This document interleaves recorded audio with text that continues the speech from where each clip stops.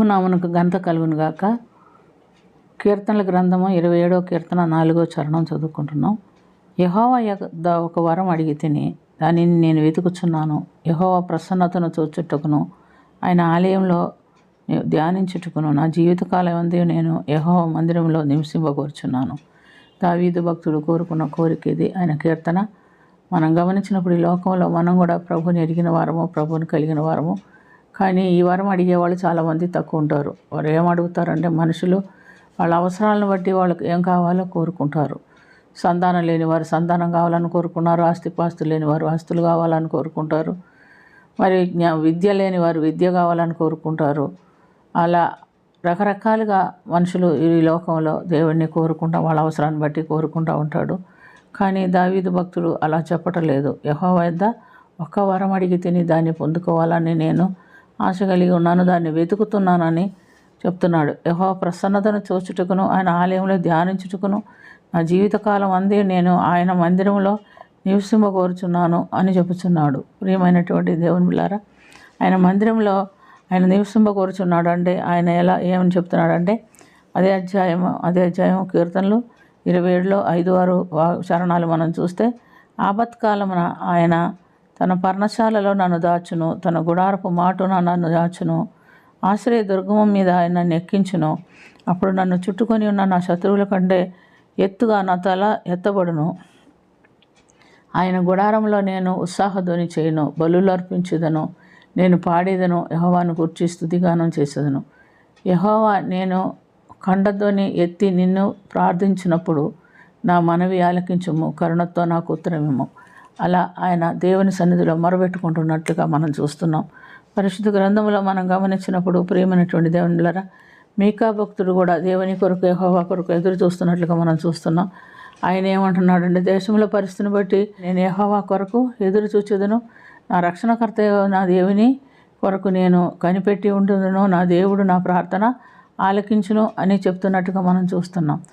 దావీదు భక్తుడు అరణ్యములో, ఎడారిలో, మరి శత్రువుల చేతుల్లో, గుహల్లో, కొండల్లో, లోయల్లో ఎక్కడికి వెళ్ళినప్పటికీ, ఎక్కడ ఉన్నప్పటికీ ఆ ప్రదేశం అంతట్లో దేవుడు శత్రువుల చేతి నుండి ఆయన తప్పించి ఆయన క్షేమంగా దీవించుటకు, ఆయన మందిరంలో, ఆయన ఆలయంలో ధ్యానించుటకును, మందిరంలో నివసించుటకును దేవుడు సహాయం చేసినట్టుగా మనం చూస్తున్నాం.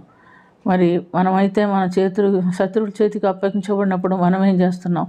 మనం భయపడుతున్నాం, కలవరపడుతున్నాం, జీవం కలిగిన దేవుని వైపు చూడటానికి మనం మర్చిపోతున్నాం. ఇప్పుడేం జరుగుతుందో, ఇప్పుడేమవుతుందో అని మనం తలంచుకుంటూ ఉంటాం. కానీ నిబ్బరం కలిగిన మనసు గలవారైతే నా దేవుడు నాకు తోడున్నాడు, నాకు సహాయం చేస్తాడు, ఆయనే నన్ను కాపాడుతాడు అనే ధైర్యంతో దేవుని వైపు చూస్తూ ధైర్యంగా ఉండేదానికి దేవుడు మనకు సహాయం చేస్తాడు.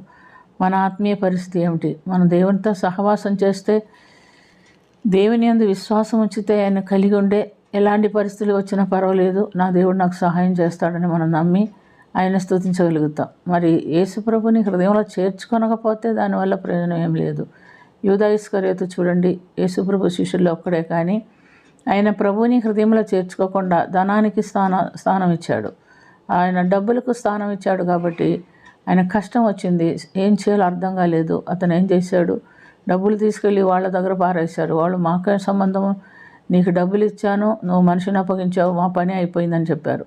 వెంటనే అతను పోయి ఆ సరైన మారు మనసు అయితే పొందాడు, కానీ సరైన మారు మనసు పొందలేదు. ప్రభు అప్పటికి బ్రతికే ఉన్నాడు, ఆయన ఏదో క్షమాపణ అడగలేకపోయాడు.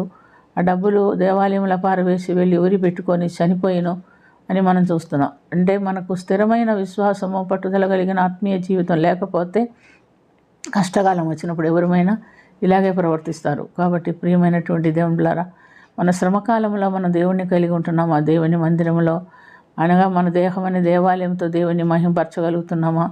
దేవుని ప్రసన్నతను మనం ఎరిగి ఉన్నామా? దేవుని కొరకు జీవించగలుగుతున్నామా అని మన గురించి మనం జ్ఞాపకం చేసుకొని ప్రార్థన చేసుకుందాం.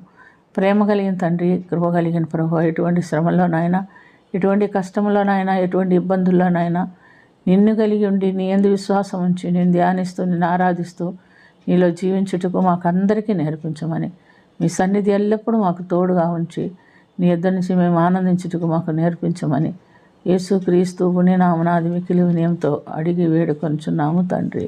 ఆమేన్.